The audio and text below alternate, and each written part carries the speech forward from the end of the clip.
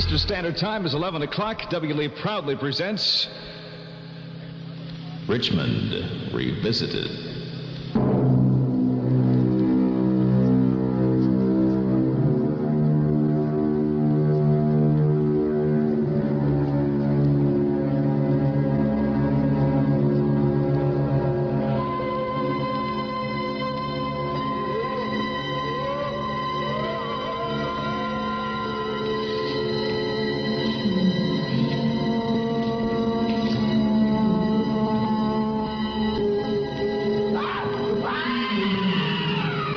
Spirits and goblins, tricks and treats are upon us.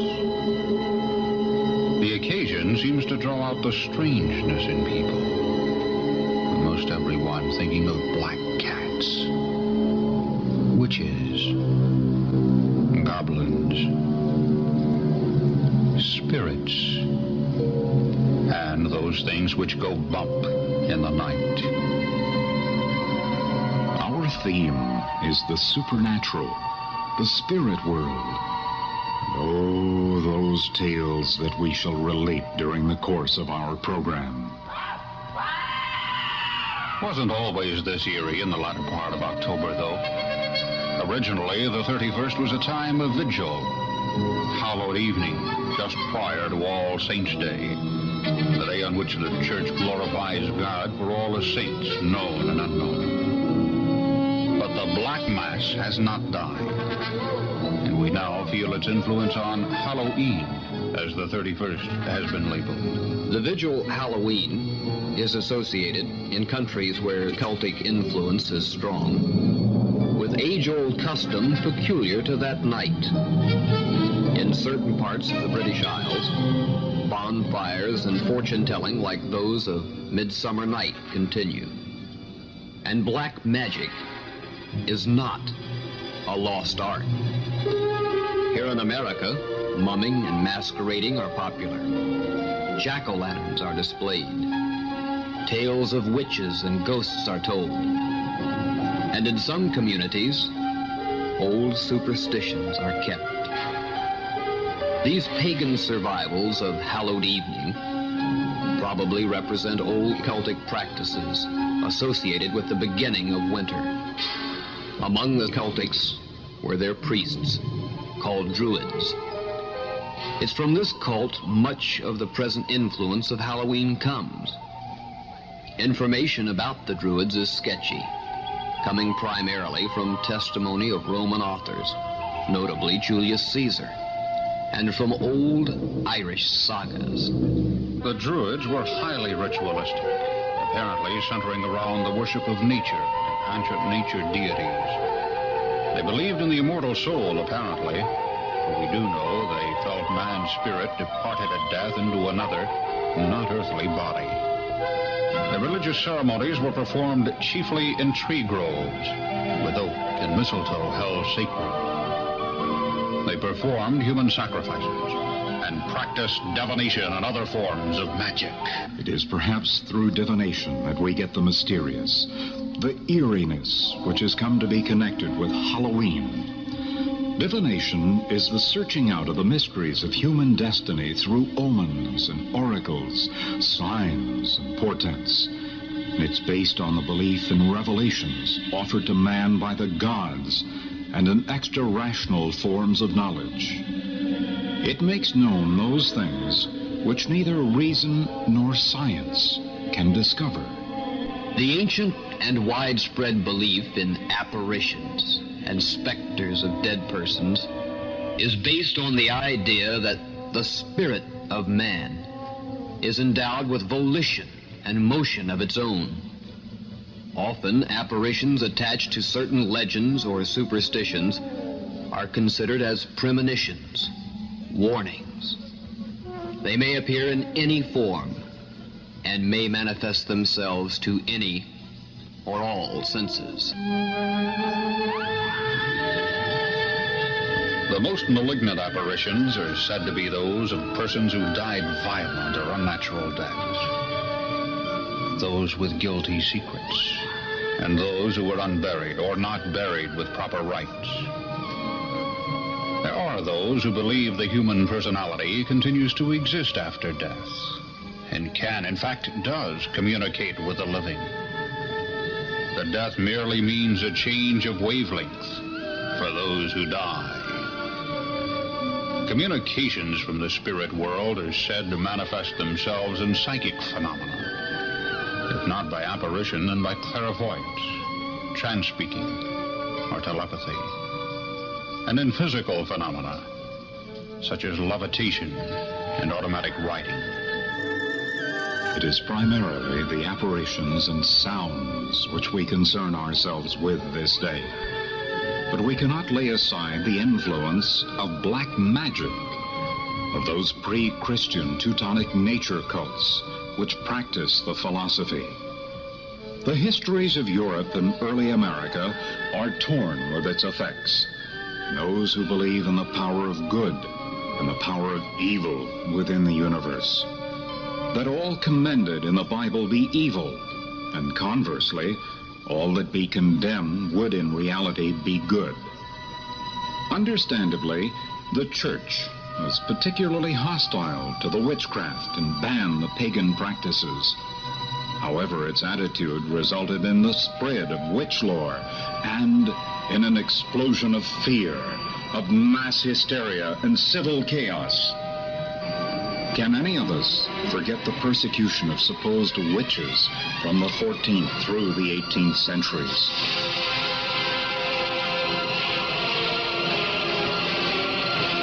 Salem, Massachusetts, in 1692, was a nightmare.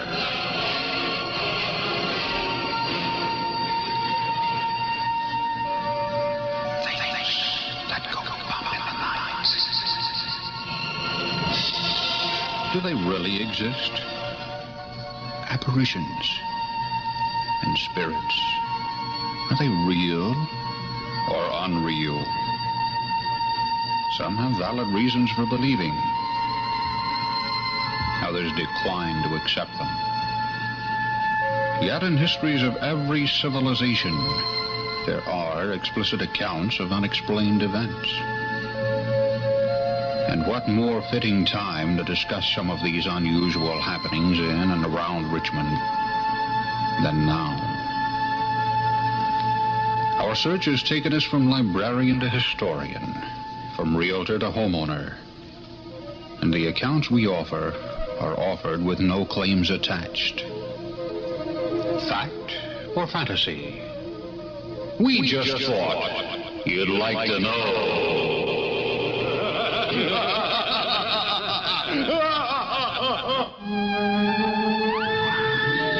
Richmond Revisited continues in a moment on WLEE.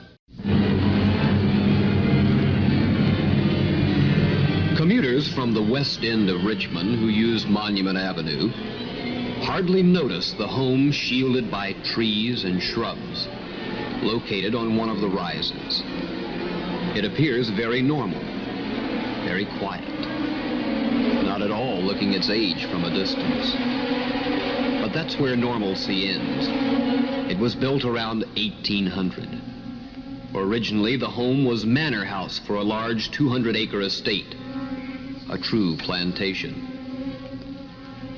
One day, not too many years ago, an old man drove up to the house in a horse and buggy, and he asked the owner if he'd found the 19 bodies buried under the basement floor. Interesting. No one had told the owner about people buried in his cellar. Former owner Hugh Skipwith had admitted to a burial ground somewhere on the property, but exactly where was a secret, and Skipwith took it with him to his grave. The only advice Skipwith had given the owner was when he saw him attempting to dig through the concrete basement floor. I wouldn't do that if I were you. I put 18 inches of reinforced concrete there, said Skipwith. Don't exert yourself for nothing. To this date, the concrete hasn't been penetrated. The owner gave up. At the time, he dug through 10 inches of the concrete. Why no more curiosity? We don't know. Another mystery. What happened to $500,000 in gold, which apparently was taken from the Bank of Virginia in 1841? Ashbury Christian's book, Richmond, Her Past and Present, says Ben Green, then owner of the Monument Avenue house, and a bank teller were accused in the theft. The money apparently hasn't been found. There was a time when a man who was told to plant a large boxwood later reported to the master of the house that he'd come upon something that looked like a vault, but had covered it up and planted the shrub elsewhere. The owner of the home in the 1960s admitted some workmen had once unearthed some old coins while excavating for a swimming pool. How many remains a secret.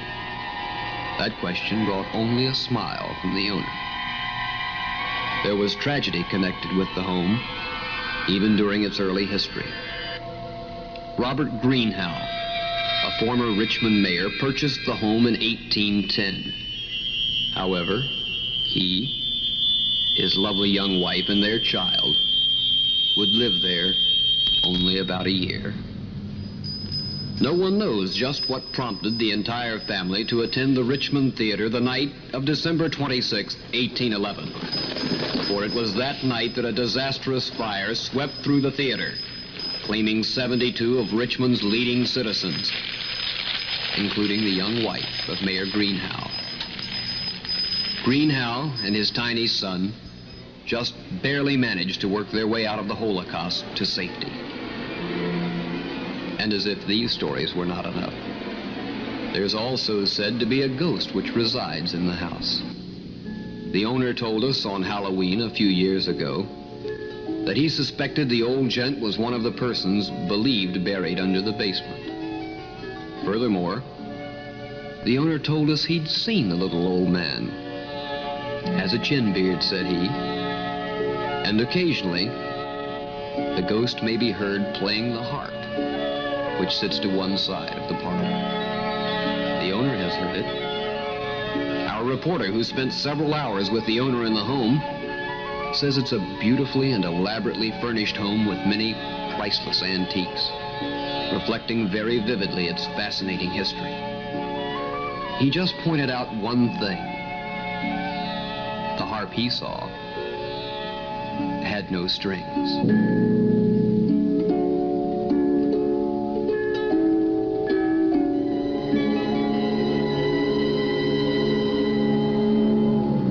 Some strange incidents connected with the governor's mansion, which sits to the east of Capitol Square.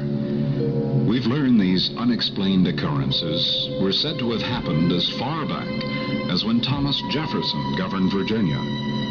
But then the executive mansion was different. It had only 4 rooms, although 2 stories. And Mr. Jefferson apparently didn't place great store in some of these happenings. Just incidents, said he. But now time has moved forward. We see a change in the appearance of the executive mansion. It took on the new look around the turn of the century when Andrew Montague was governor.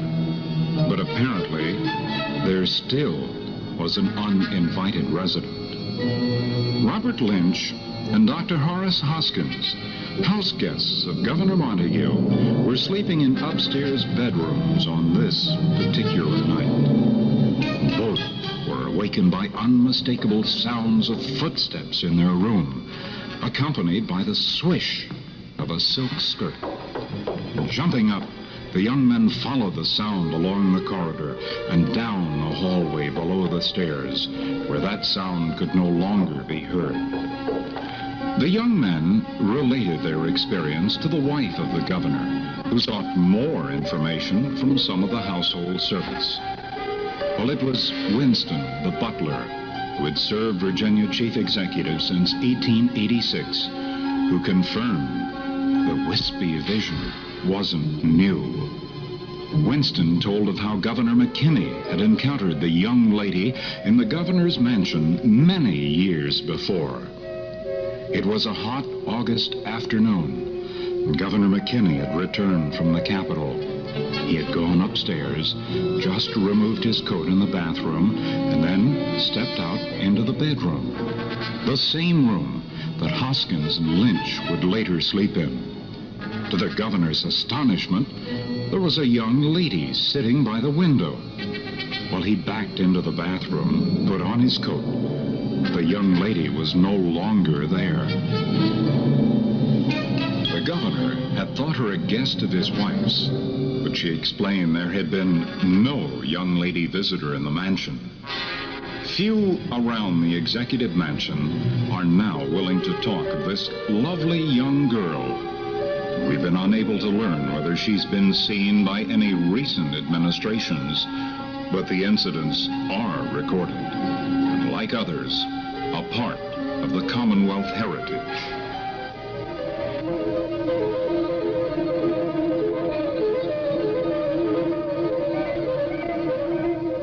Let's cross the courtyard now.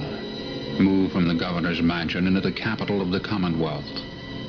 The Capitol, designed by Thomas Jefferson. Once it was smaller than it is now. The House and the Senate met in smaller rooms. In the old Senate chamber stands the bronze Robert Edward Lee, just where he was offered and accepted the command of the Army of Northern Virginia. General George Washington proudly stands on a pedestal under the Capitol dome. And throughout the building, statues and marble tributes recall many of Virginia's great statesmen. Similar remembrances appear on the walls in the form of oil portraits of former governors. And those who work in the Capitol during the daylight hours amidst the hustle and bustle of state affairs seldom see and hear what those who work after dark see and hear. For those who guard the Capitol at night, who wander the shadows and corridors after hours, this stately old historic place takes on different sounds. Sounds which drift through the cold marble structure and reverberate down those wide corridors, in and out of the large rooms, echoing off the high ceilings, echoing on their way to infinity.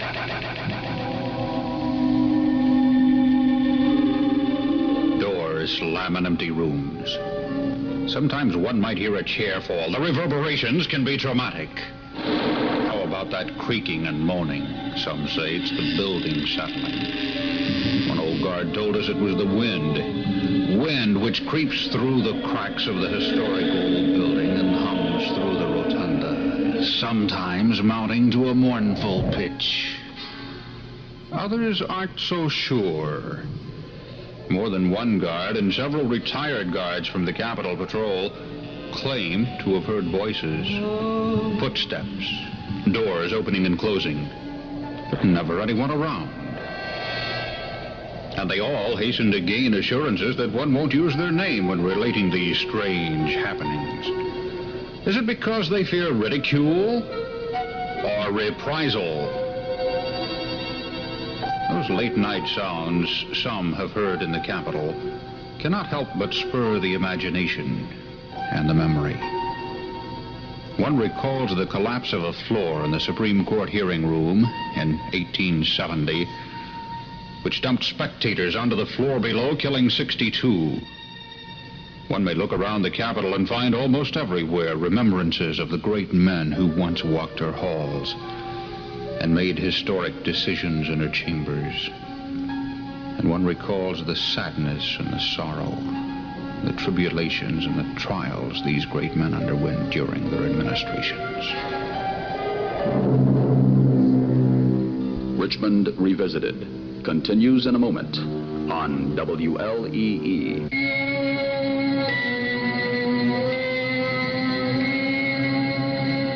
In the last century, there was an old brick homestead built at 506 Lee Street.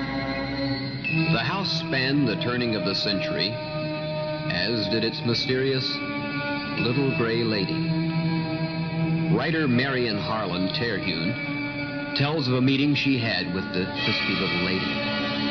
Terhune tells of the meeting, saying that It was a gusty, stormy night.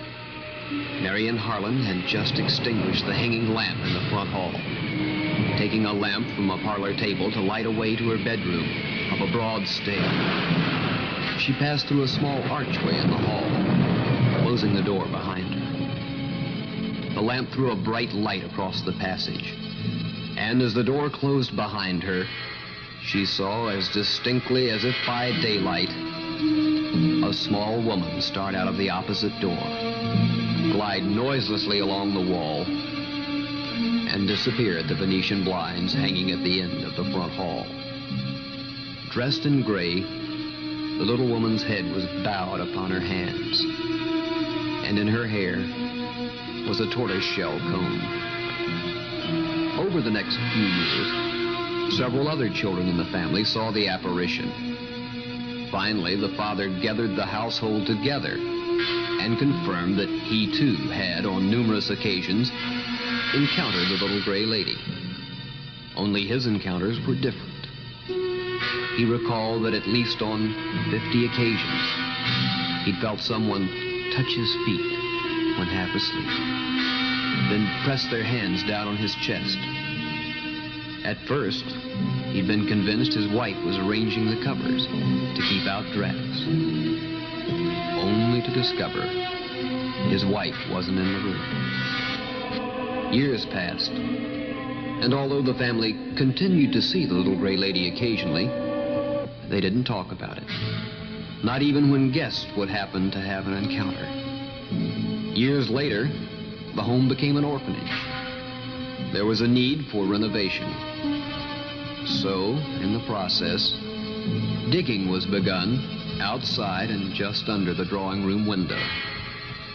There, less than 6 feet away from that window, with no coffin, no headstone, and no marker, was discovered the body of a small woman. And under her head was an ornately carved tortoiseshell comb. Stories of the little gray lady did not cease. There were reports she visited the wards in the orphanage, but those adults with first-hand encounters with her continued to hold their secret and pledge of silence. During the Depression, the old house at 506 Lee served as headquarters for the Salvation Army Men's Hotel. Major Alfred Houston says he never encountered the little gray lady, but many of the men who quartered there said they did, and many swore they'd never return. In the 1800s, there was a home in Chesterfield County, about 6 miles from Richmond, which was acquired by the Childs family. To the Childs' knowledge, it had no record of being haunted. However, soon after they moved in, they began hearing strange noises. Doors which had been carefully locked would open. Shutters could not be kept shut. And windows would raise that had been carefully fastened. Whisperings and soft stepping movements could be heard over the house where no one should have been. Once the family maintained a vigil and an attempt to confront the visitor. Several times that night, they heard the strange sound of someone coming down the front stairs, but never anyone around. So as they gave up the vigil and prepared for evening prayers, the doors were closed and locked with a bar in place across them, as was the nightly custom. Suddenly, the oak bars fell with a loud crash. Both back and front doors flew open. The doors were quickly closed and locked, but in a few minutes, that same sound on the stairs, and again, the bar blocking the doors fell. The doors flew open with a bang. During these occurrences, there'd be a soft, sobbing cry at the foot of the winding stairs leading to the house. The Childs family could take it no more, so they sold the place. But they told their experiences to the new owner. He experienced no manifestations, except on 2 occasions when he entertained a member of the Childs family. And again, on each of these occasions, the sound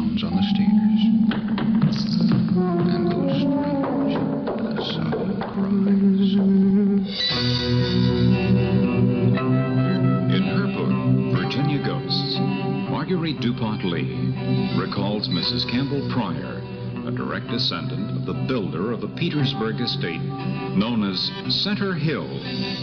Through Mrs. Pryor, a most unique tale is told pertaining to the old structure which was built by Captain Robert Bowling, who served in the American fight for independence. The massive old brick mansion is said to often have enchanted those who drove past it and bewildered those who at twilight would often see a beautifully dressed lady seated at the second-story window over the front door. 6-year-old Bannister Pryor asked his mother one morning just who the lady had been who had sat on his bed the night before and talked with him. And when further quizzed, the youth gave a perfect description of the spirit of the window. And often there would be many familiar airs heard from a little melodeon in the library. But no one was in the room. The spirit also apparently had special attachment to a small room on the first floor, for she prohibited anyone from making a bedroom of it. No matter how securely tucked in were the bed covers, as soon as the lights were out, they'd fly from the bed onto the middle of the floor. And there's another interesting account of a strange happening at Center Hill. Not at all related to the spirit in the window from what we can gather. But for many years, on the evening of January 24th, Center Hill was the scene of a noise, such as of a regiment of soldiers marching and of sabers clanking, suggesting those marching were doing so right through the passageway and up the stairs, down and out the door. No one has explained it satisfactorily. Center Hill is still around. It's now a museum. But few people like to discuss the unexplained events that we've reported. Although one employee in a key position nervously told us that she does often hear noises and strange sounds that she cannot define.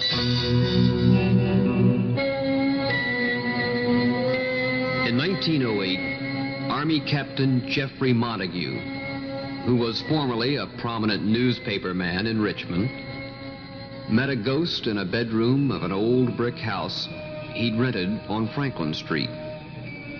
Montague says it happened one night as he slept alone in the front room of the upper story, his wife in another room.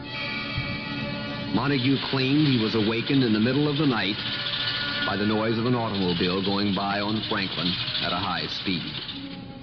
Then he says he felt sharply aware of someone in the room. His first reaction was a burglar. But upon opening his eyes, just enough to see, he saw a woman standing at the foot of his bed, her head and shoulders distinct, but the rest of the figure a white blur. He says the figure walked to the window, inclined its head, looked down into the street. Montague says he'd always heard it was dangerous to awaken a sleepwalker. Therefore, he decided not to disturb his wife. Now he says he could see the nose topping the lower indoor blinds, which were closed and latched. By now, he was up on his elbow to witness what was going on. Still thinking it was his wife, and deciding he'd better awaken her, he called her name. Instantly, the figure sank to the floor, disappearing in blackness. Shocked and anxious, Montague sprang up and ran to his wife's room, awakened her, only to hear denials that she'd been in his room. But he let her there anyway, and attempted to recreate what he'd just seen. It wasn't possible. Her long white nightgown could not be seen with the lights out. She was completely invisible. The ghostly substance had been luminous. For another test, Montague asked her to peer out the window. But upon walking over to it, she could not. The lower blind was well over the top of her head. Just who the young, luminous lady that Captain Montague received a visit from was never learned. And we've been unable to uncover any other reports of her ever appearing to anyone else after that in the old house on Franklin Street. You are listening to Richmond Revisited. The Richmond newspaper for Sunday, January 23rd, 1921, contains a rather interesting column written by Dr. C.A. Bryce, who describes a prolonged effort to identify a beautiful young girl he saw in a window late one evening as he passed down a street in Jackson Ward. 'Twas past midnight on a blustery November evening when Dr. Bryce first learned of a mysterious house in Jackson Ward. Under the overcast sky, in the night where the gloom was intensified by the absence of all pedestrians, except for himself and a messenger who was conducting him to some poor sufferer. But the messenger started a long way around to the patient's home, and when pressed, he told the doctor he had no intention of walking in the same block where that old house stood, an old house that was haunted. Well, finally, the doctor won out. They passed the house with apprehension, but much to the relief of the messenger, nothing happened. But Dr. Bryce was intrigued. He decided upon a closer look later. Upon a return from seeing the patient, the doctor strolled closer to the old house with its half-open front door. It was about that time that he began to think he actually saw something white and small moving across the porch floor. But before he could be sure, it disappeared. The doctor decided it was his mind's eye that created it, and he walked on home. For about 2 years after that, Dr. Bryce saw or heard nothing further about that old house. But then, early one morning, about 2, the doctor was passing by the house, enjoying the clearing skies and the freshness of the air after an early thunderstorm. Dr. Bryce says by coincidence, he glanced upward to the sashes opening in the upper story, just as a brilliant gleam of moonlight fell on the doors and the windows, and there he beheld the face of a beautiful young girl, clad in night clothes, and hair being blown fitfully through the open sash by the wind. But before he could utter an exclamation, the apparition was gone. The next day, Dr. Bryce took a friend with him to explore the entire premises, but it was evident no human had been there in years. The dust was undisturbed in the rooms. And try as he may, the doctor could not learn who the last occupants of the house were or when it was left vacant. No one in Richmond seemed to know. About 5 more years went by. Dr. Bryce couldn't put the vision of the young girl out of his mind. He kept inquiring, and finally, an old gentleman in his 70s, who virtually lived the life of a hermit in a cabin to the rear of a lot adjacent to the old deserted house, sent for the doctor. The old man told Dr. Bryce how foreigners had been the home's last occupants many years ago, and how they had kept to themselves, and how at one time he and his mother had been employed there. And the old man recalled there was a lovely young daughter who apparently had been seeing a young man of whom the father did not approve. And one day, the young man came to the home, and there was a quarrel between the father and the young man. The Story has it, the young man demanded satisfaction, and the father chose to duel him in New Orleans.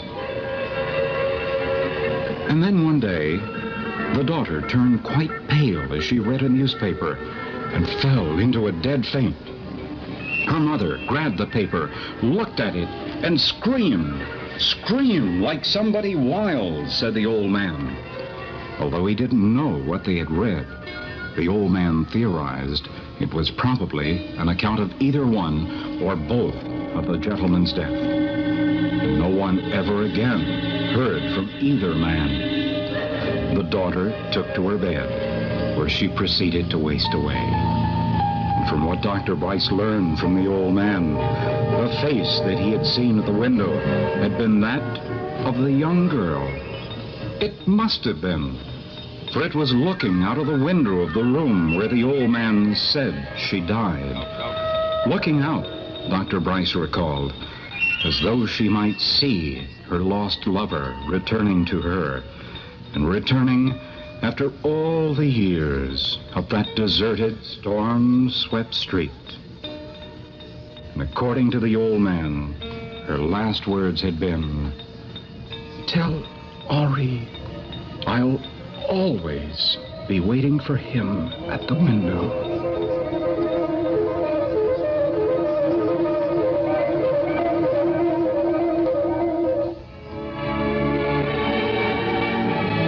A similarly interesting tale was unfolded in the June 29 edition of an 1890 Richmond newspaper. Seems a young man was strolling near 5th and Lee Streets in Richmond when he passed a vacant and silent-looking house.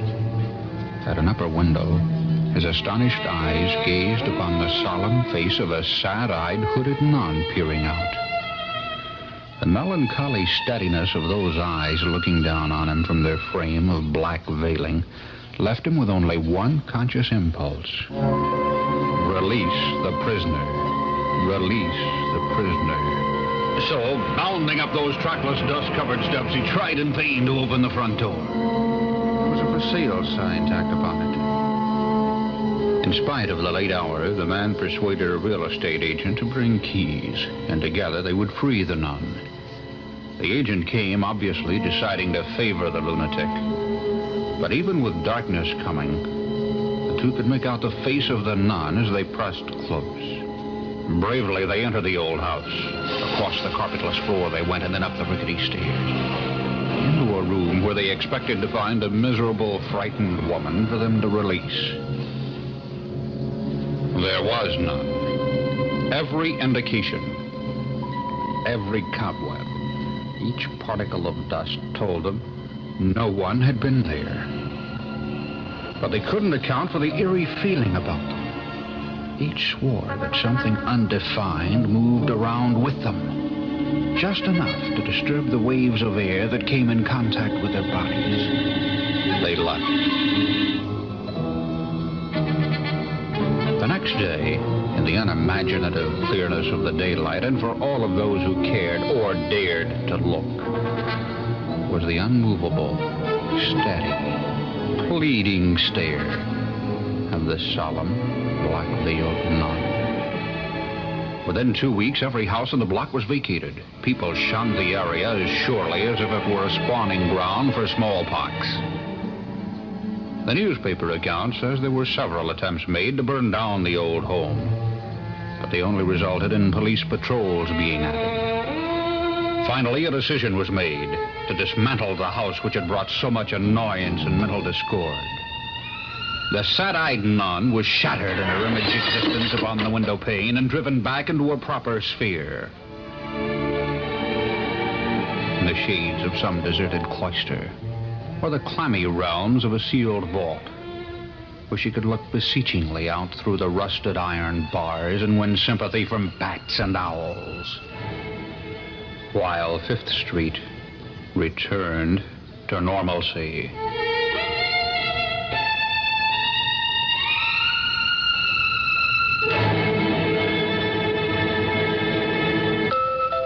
On Main Street, there's the old house known as the Glasgow House.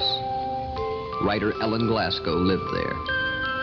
The story or legend connected with it has it the famed writer was working on a novel when her death came. And there are several Richmonders who will reluctantly reveal they've been in the old house and heard typing coming from an upstairs room. But upon investigation, they found nothing. Not many years ago, when a guest arrived for a visit, there's a report he saw an attractive lady standing on the landing of the stairs. Not thinking too much of it, other than that she may be another guest.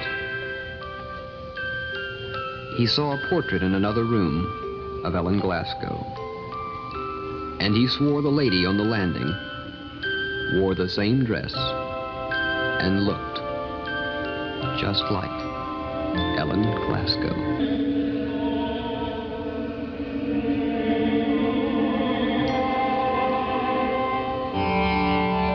In the far west end of the city, there's a fashionable neighborhood that's had its share of mystery and what one neighbor calls just plain bad luck. Several accidental deaths and at least one suicide have occurred in that area. And sitting among these homes is one which has special significance.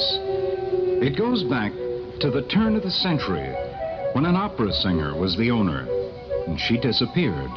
No one knew why. The house was given to a couple after standing vacant for a great length of time. And one day, while excavating for a garden in the backyard, the body of the opera singer was uncovered. Apparently, she had been murdered. Intrigued by the developments, a story was pieced together by the couple, which indicated the opera singer's maid had vanished about that same time. And had she, too, fallen victim to some fiendish killer?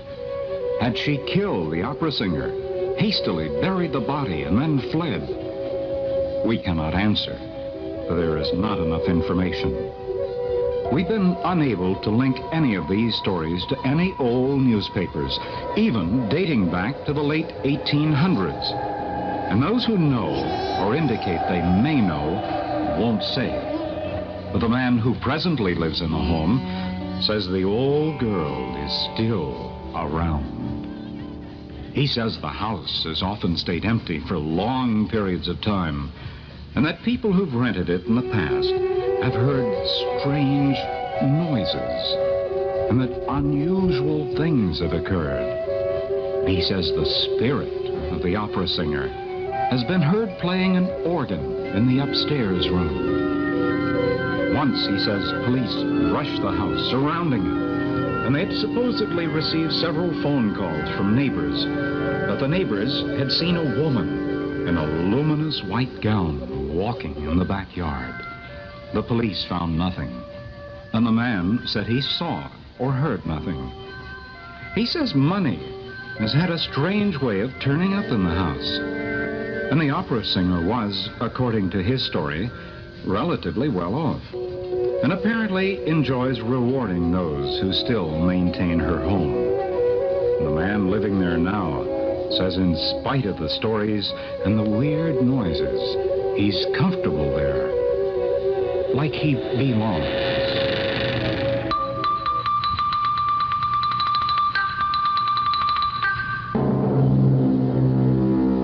Richmond Revisited continues in a moment on WLEE. Along the James, where many of the famed Virginians lived, we hear many a story that some are still with us. With us in spirit, anyway. The famed Westover ghost is known in legends throughout the Old Dominion, supposed to be the restless spirit of Evelyn Byrd, lovely daughter of William Byrd, who was credited with the founding of Richmond. William took Evelyn to England in 1717 to be educated and presented at court. There she fell hopelessly in love with an unacceptable nobleman. Her father sternly forbade the match and brought her home. Evelyn made Westover her prison, rejecting all suitors. Evelyn Byrd died at the age of 29. Died of a broken heart. But before she died, she told her best friend Anne Harrison of Berkeley Plantation that she would return if she could. The families who lived at Westover insist Evelyn has indeed kept her word. Numerous are the accounts of her having appeared radiant and lovely. More as a person, less of a vision.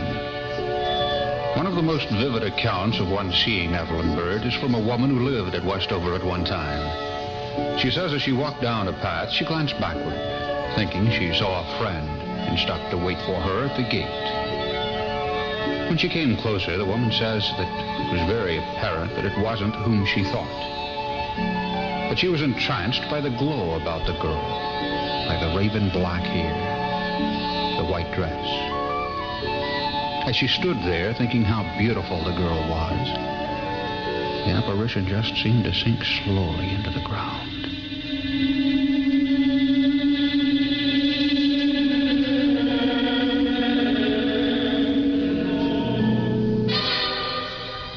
In Essex County sits an 18th century mansion known as Blandfield. It's been frequented by a variety of spirits for some 2 centuries. They've come as eerie lights in the night, wispy figures of men and women stalking through the halls. It hasn't been too many years ago when a house guest reported apparitions on 2 occasions. The first was in a long flowered dress, walking across an upstairs hall. But after everyone had searched the home, no stranger was to be found. 2 days later, just the glimpse of a woman in a hallway in a long skirt. She crossed a downstairs hall and entered a room. Again, an investigation revealed nothing. Then there's the account of another apparition at Blandfield. Several years ago, the wife of the owner at that time said she and 2 dogs were in the downstairs library one afternoon.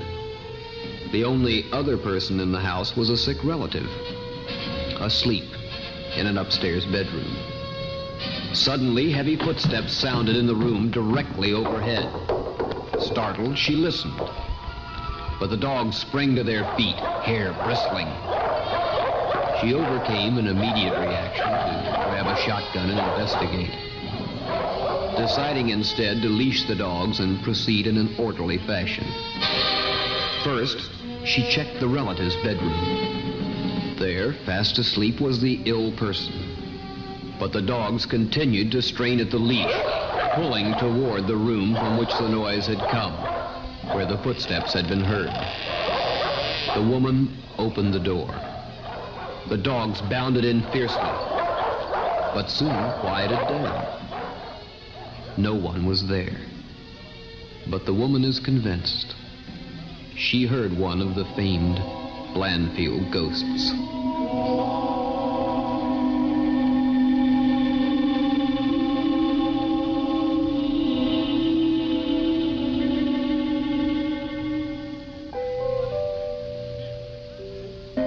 Near Warsaw is the lovely estate of Sabine Hall, and its spirits seem particularly fond of weddings.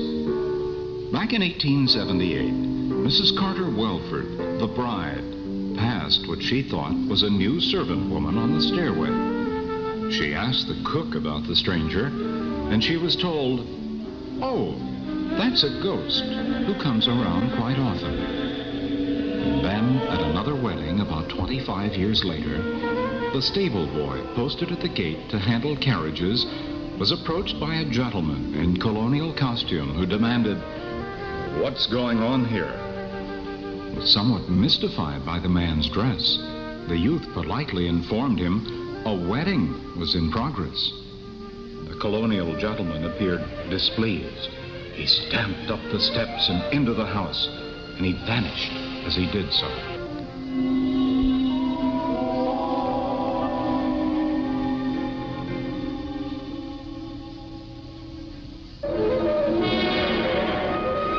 Standing in Albemarle County for a goodly number of years, Castle Hill, a stately old mansion, said to have a spirit which leaves a scent. The former lady of the house is said to occasionally pay a visit, but only when the owners entertained at dinner. And then she would leave a marvelous psychic perfume.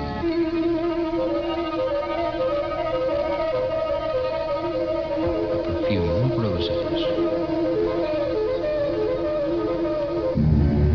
A ghost that hasn't been heard from in years, apparently, is that of old Governor James Lawson Kemper, Virginia's chief executive in the 1870s. It's said he used to make himself known by the violent rocking of his chair in his Walnut Hill home near Orange, and that at times Kemper would stomp through the house, a pronounced limp from an old wound. For many years, family and guests at the Shirley Plantation would hear sounds of chairs rocking and scraping in the attic. Many searches were made, but never was anything or anyone found. And once during an attic search, a member of the family noticed a fine portrait lying over there in the dust. She picked it up and wiped it off, and found it to be the sister of the man who had built that home, the portrait of Martha Hill.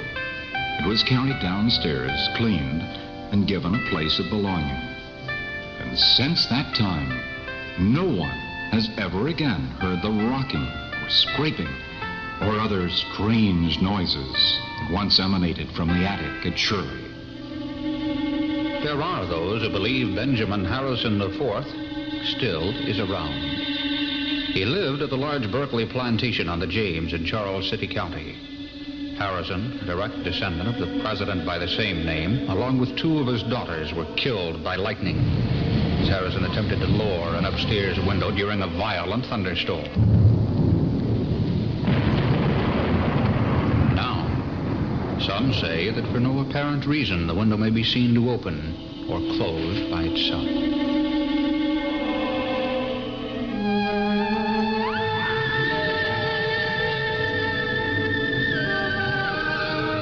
In the 1730s, the stately mansion known as White Marsh was constructed in Gloucester.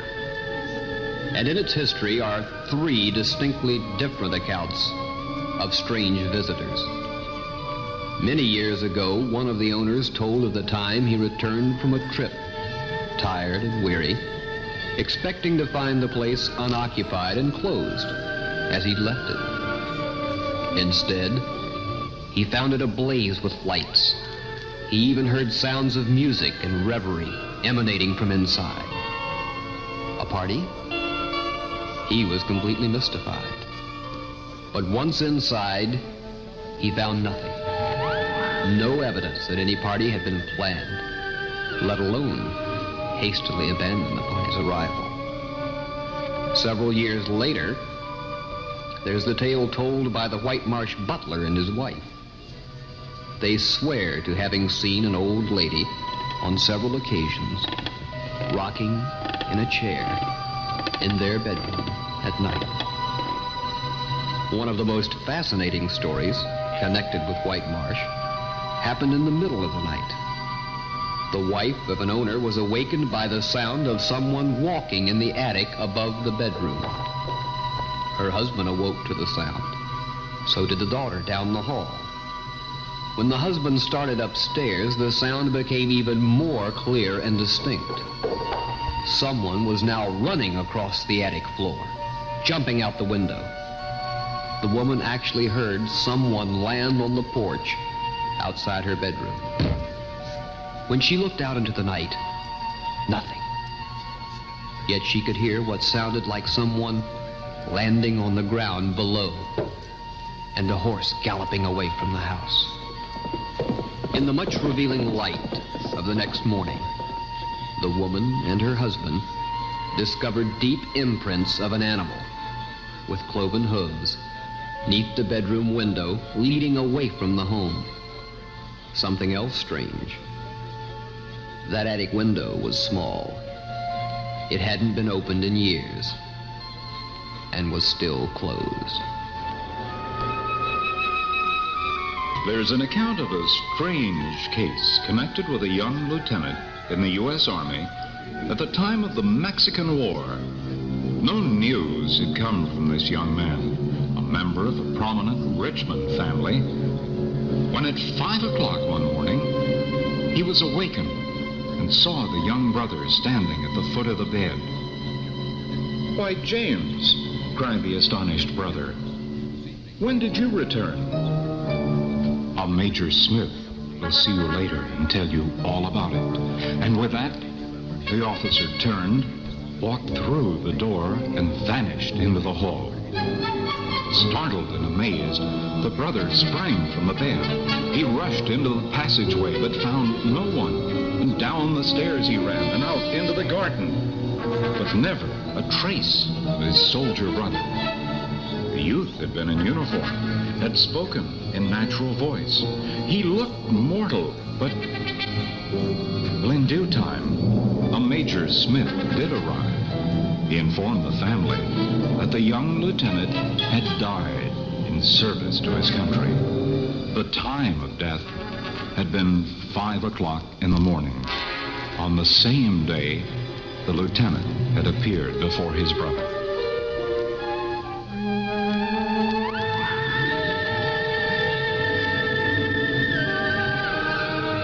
Richmond Revisited continues in a moment on WLEE.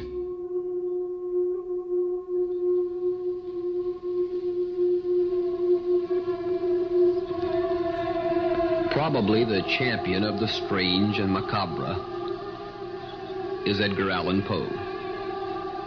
We of Richmond lay some claim to him. After all, his foster parents were Richmonders, and he did spend many years here. Poe wrote many short stories and poems dealing with the unexplained, the supernatural. But one which we found fascinating and very fitting for this occasion is Ulalume. Poe's contemporaries found they were at a loss to interpret the poem, to understand it. Poe himself claimed he couldn't decipher it, said it had come to him in a dream, that upon awakening he felt compelled to put it into writing. The interesting points connected to Ulalume are these. Poe wrote it in 1845. Poe's wife died 2 years later, in 1847. And in October, a date significant in the poem, Poe died in 1849. The skies, they were ashen and sober. The leaves, they were crisp and sere. The leaves, they were withering and sere. It was night in the loathsome October of my most immemorial year. It was hard by the dim lake of Auber in the misty mid-region of Weir. It was down by the dank tarn of Auber in the ghoul-haunted woodland of Weir. Here, once through an alley titanic of cypress, I roamed with my soul. Of cypress, sighting my soul. These were days when my heart was volcanic, as the scoriac rivers that rolled, as the lavas that restlessly rolled as sulphurous currents down yonder, in the ultimate climes of the pole. Our talk had been serious and sober, but our thoughts, they were palsied and seared. Our memories were treacherous and seared. For we knew not the month was October, and we marked not the night of the year, or night of all nights in the year. We noted not the dim lake of Auber, though once we had journeyed down here. Remembered not the dank tarn of Auber, nor the ghoul-haunted woodland of Weir. And I pacified Psyche and kissed her, and tempted her out of her gloom, and conquered her scruples and gloom. And we passed to the end of a vista, but were stopped by the door of a tomb, by the door of a legended tomb. And I said, "What is written, sweet sister, on the door of this legended tomb?" And she replied, "Olano, Olano,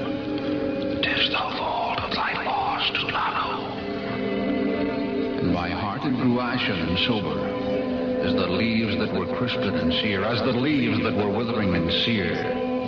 And I cried, it was surely October on this very night of last year that I journeyed. I journeyed down here, and I brought a dread burden down here on this night of all nights in the year. What demon has tempted me here? Well, I know now this dimly gone pearl, this misty mid-region of weir. Well, I know this dank tunnel, and this gloom-haunted woodland of weir.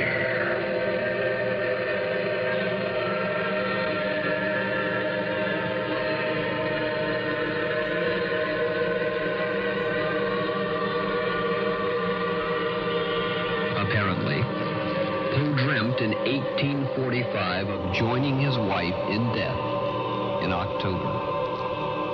Yet, in life, he could not explain the mysterious dream he'd had, nor the haunting message of Ullaloo, which had come to him in sleep.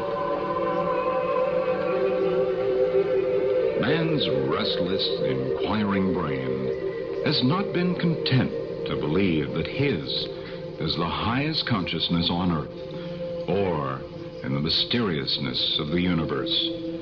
Man may fear the unknown, and yet over the centuries he has developed respect for it, a cautious, if not a skeptical respect. Although dependent on the cycles of nature, primitive man did not understand its laws.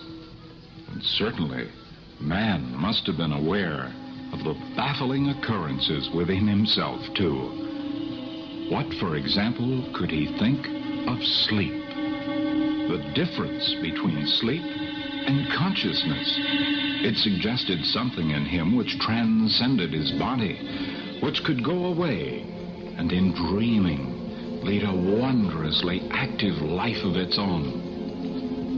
It's probably through sleep, related to death, the ultimate mystery to confront man, that gave rise to the belief that something within man, soul or spirit, lived on.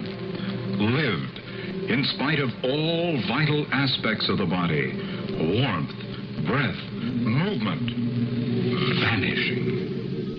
Since the flesh disintegrated in death, then the body must be only a temporary abode for that something which inhabited it in life. And primitive man, no different than we in our curiosity, wondered, can, in fact, does something communicate or exist with us through a narrow veil?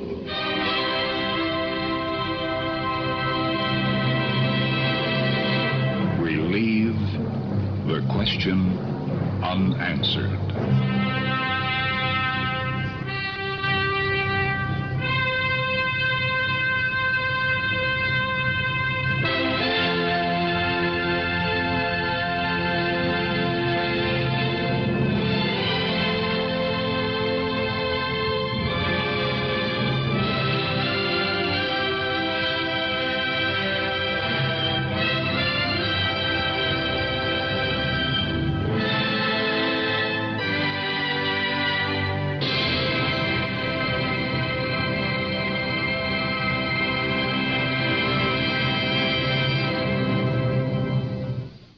We hope you've enjoyed our sojourn into the supernatural, and we invite your comment.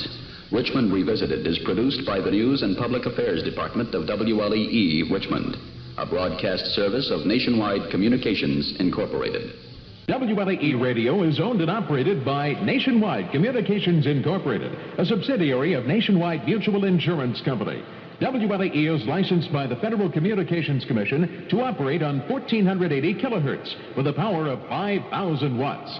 The offices and studios of WLEE are located at 6200 West Broad Street, Richmond, Virginia.